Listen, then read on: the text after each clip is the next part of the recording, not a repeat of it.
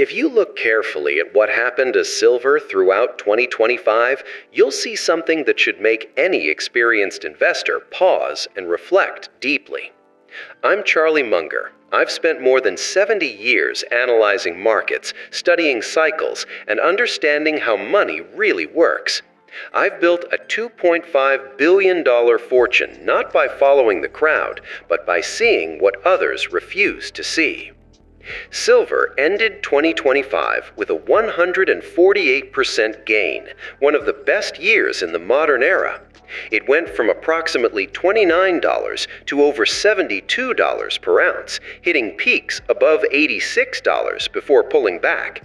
This isn't just a market rally, it's a signal that fundamental forces are moving beneath the surface of our economy.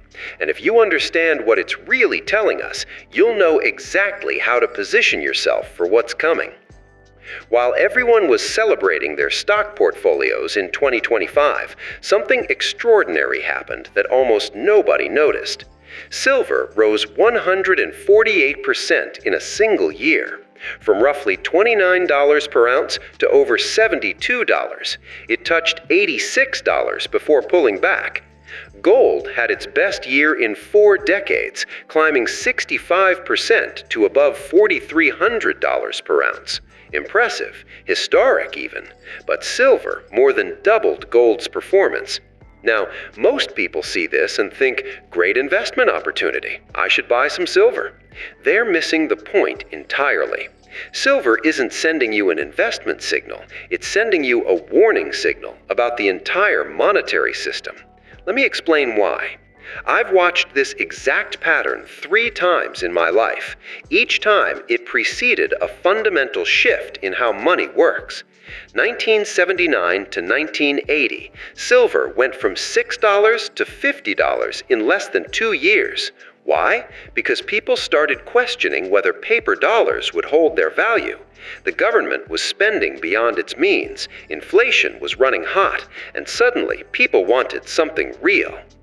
2008 to 2011, after central banks started printing trillions to save the banking system, silver climbed from $9 to $48. Same pattern, different crisis. Now, 2025 to 2026, silver just rose 148% in 12 months, while gold rose 65%. The ratio tells you everything. When silver outperforms gold by more than 2 to 1, it's not about industrial demand, it's about fear. Fear that paper money is becoming less trustworthy. Here's what you need to understand about how this works. Gold is the asset of central banks, sovereign wealth funds, billionaires. It moves when institutions get nervous. Silver is the people's metal. It moves when regular investors, small funds, wealthy individuals start questioning the system. When your dentist starts buying silver, you're in a different phase of the cycle than when central banks buy gold. The fact that silver is now moving faster than gold tells us something critical. The questioning has moved from institutions to individuals, from the top of the pyramid to the base. This is how monetary transitions accelerate. Most people don't understand what really drives silver's price. They think it's supply and demand for jewelry or solar panels or electronics. That's the surface story. The real story is leverage and liquidity. Here's how it works. The silver market is small, very small compared to gold or stocks or bonds. Total annual silver production is worth maybe $25 billion globally. For comparison, Apple's market cap is over $3 trillion. When even modest amounts of institutional money flow into silver, prices move dramatically. But here's the dangerous part. Most people don't buy silver with their own money. They buy it with borrowed money through futures contracts, leveraged ETFs, margin accounts. When the price rises 50% in a few months, everyone looks like a genius. But when it drops 15% in a week, margin calls hit. Brokers demand more collateral. People who were right about the long-term direction get forced out at exactly the wrong time. This is why silver has always been both the best performer and the worst destroyer of wealth during monetary transitions. Let me tell you about two investors in the 1970s. We'll call them Robert and James. Both saw the same warning signs: government deficits exploding, inflation climbing, the dollar losing credibility internationally. Both decided silver was the right hedge. Robert bought physical silver coins at $5 per ounce and stored them safely. He never borrowed money to buy more. He never tried to trade in and out. He just held. James, being more sophisticated, used silver futures contracts to control 10 times as much silver as Robert with the same amount of money. When silver went from $5 to $15, James was euphoric. He was making 10 times what Robert was making. Then volatility hit. Silver dropped from $15 to $11 in 2 weeks. Margin calls he couldn't meet. He was forced to sell at $11. 2 months later, silver was at $25. 4 months later, $50. Robert held through all of it. He sold nothing. He added to his position during the panic. By the peak, he'd made 10 times his money. James, the sophisticated trader with more capital and better information, made nothing. Actually, after costs, he lost money. The lesson? In volatile assets during monetary transitions, being right about direction doesn't save you if you're wrong about leverage. Now let's talk about what's happening right now that's creating this silver signal. The U.S. government is running deficits of $1.8 trillion annually. The national debt just crossed $34 trillion. The interest payments alone exceed $800 billion per year. That's more than we spend on the military, just the interest. How do you pay interest on unpayable debt? You create more money. Meanwhile, central banks globally bought record amounts of gold in 2025. Not American dollars, not treasury bonds, gold. China added over 300 tons. Russia, India, Turkey, all buying gold and reducing dollar reserves. Why? Because they see the same thing silver is telling us. The confidence game is nearing its end phase. Here's the thing about confidence-based money. It works perfectly until it doesn't. Like walking on ice that's getting thinner. Each step is fine until suddenly it's not. Silver is the thermometer telling you the ice is thinning. What does this mean for you, for your savings, for your retirement? Most Americans have their wealth in 3 places: bank accounts, retirement accounts invested in stocks and bonds, and maybe a house. All 3 depend on the same monetary system. If that system faces stress, all 3 get hit simultaneously. In 2008, we saw this. Stocks crashed, real estate crashed, even bonds crashed as corporate defaults spiked. The only things that held value or increased were gold, and after an initial drop, silver. Why? Because they don't depend on anyone's promise. They don't require the financial system to function. They're not someone else's liability. You own them directly, pure and simple. This is what true diversification means, not owning 50 different stocks that all go down together, owning assets that respond differently to system stress. Now I know what you're thinking. Charlie, should I buy silver? How much? When? Wrong questions.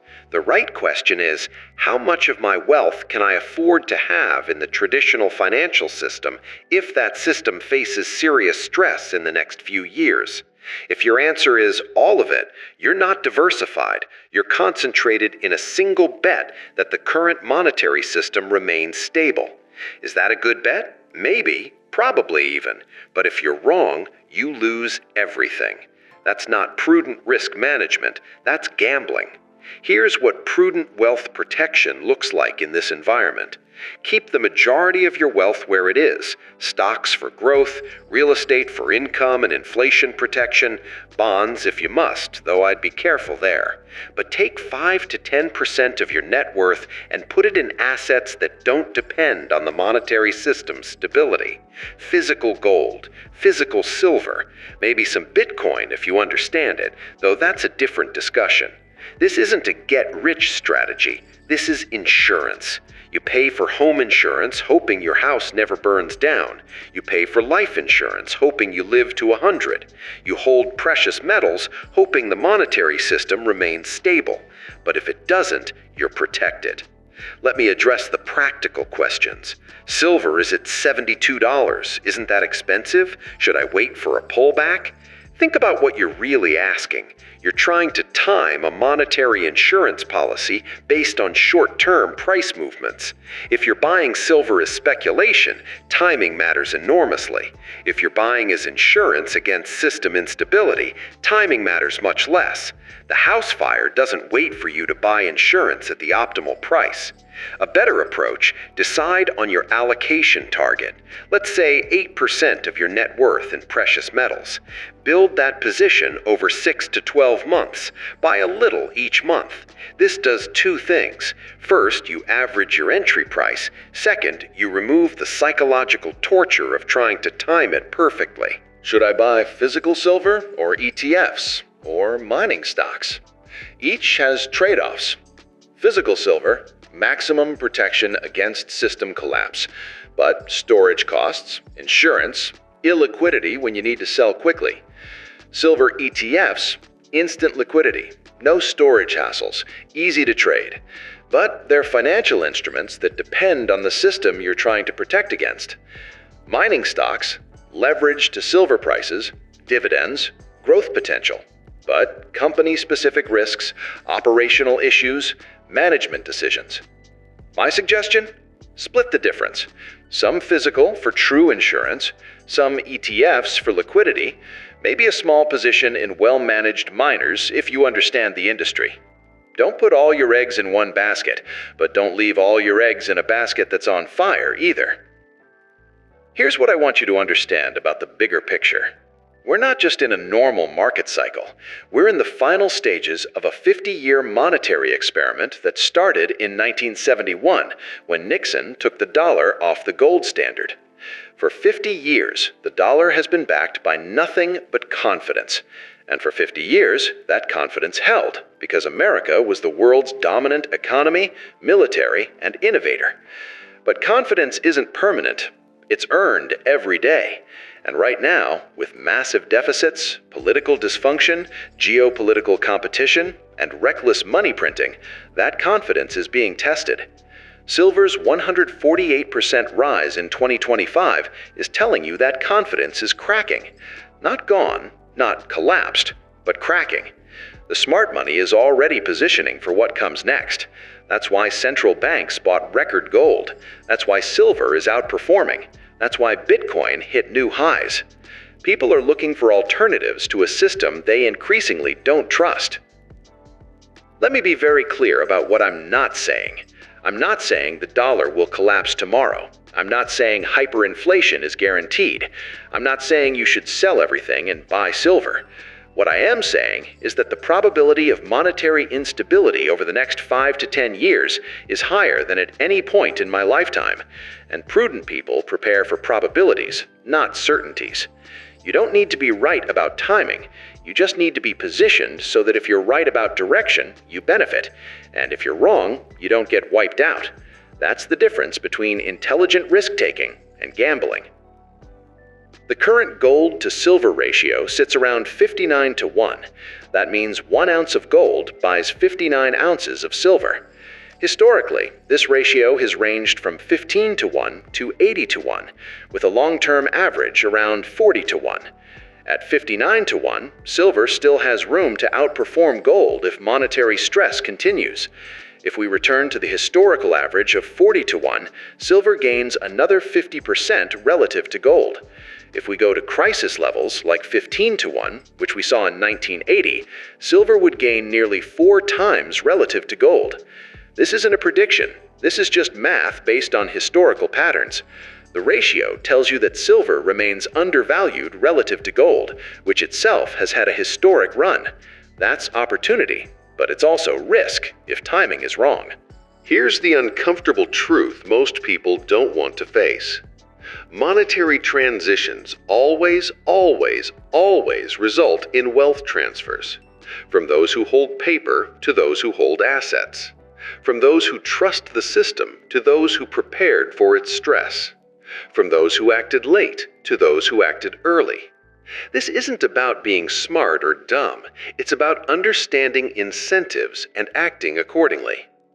The government's incentive is to print money to solve immediate problems. That's political reality. The consequence is that paper money loses value over time. That's mathematical reality. Silver's 148% gain in 2025 is just the market recognizing this reality.